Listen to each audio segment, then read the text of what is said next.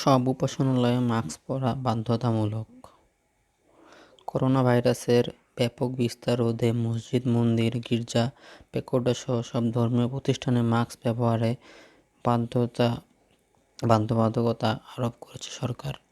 সম্ভাব্য করোনার দ্বিতীয় ঢেউয়ে মাস্ক পরা নিশ্চিত করার জন্য সরকার নির্দেশনা দিয়েছেন। রবিবার ৮ নভেম্বর ধর্ম বিষয়ক মন্ত্রণালয় এ সংক্রান্ত নির্দেশনা দিয়ে বিজ্ঞপ্তি জারি করেছেন। নির্দেশনায় বলা হয়, ইদানিং গভীর উদ্বেগের সঙ্গে লক্ষ্য করা যাচ্ছে যে সারা দেশে, বিশেষ করে মসজিদ, মন্দির, গির্জাসহ অন্যান্য ধর্মীয় প্রতিষ্ঠানে মাস্ক ব্যবহারের শৈথিল্য পরিলক্ষিত হচ্ছে।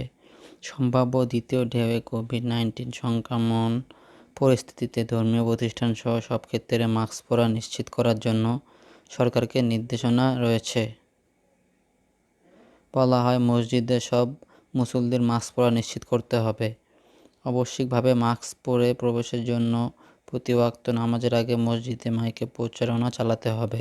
পাশাপাশি মসজিদ কমিটিকে মসজিদের ফটকে ব্যানার প্রদর্শন নিশ্চিত করতে হবে। নির্দেশনায় আরও বলা হয়, হিন্দু, বৌদ্ধ ও খ্রিস্টানসহ অন্যান্য ধর্মের অনুসারীরা আবশ্যিকভাবে মাস্ক পরে উপাসনালয়ে প্রবেশ করবেন।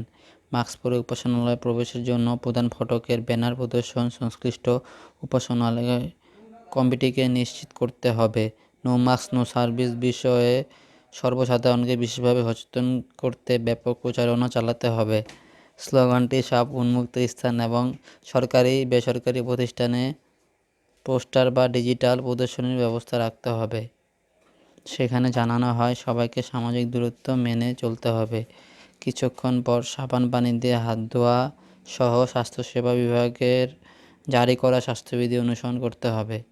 দেশের সব মসজিদসহ অন্যান্য ধর্মীয় উপাসনালয়ে মাইকের মাধ্যমে নিয়মিতভাবে সংশ্লিষ্ট বর্ণিত ঘোষণা আবশ্যিকভাবে প্রচার অব্যাহত রাখার জন্য স্থানীয় প্রশাসন, ইসলামিক ফাউন্ডেশন, হিন্দু ধর্মীয় কল্যাণ ট্রাস্ট, বৌদ্ধ ধর্মীয় ট্রাস্ট ও খ্রিস্টান ধর্মীয় কল্যাণ ট্রাস্টের কর্মকর্তা-কর্মচারী এবং সংশ্লিষ্ট মসজিদ ও উপাসনালয়ের পরিচালনা কমিটিকে অনুরোধ জানিয়েছেন ধর্ম মন্ত্রণালয়। এই করোনার দ্বিতীয় প্রকোপ থেকে বাঁচতে হলে আমাদের সবাইকে সবসময় মাস্ক পরিধান করতে হবে।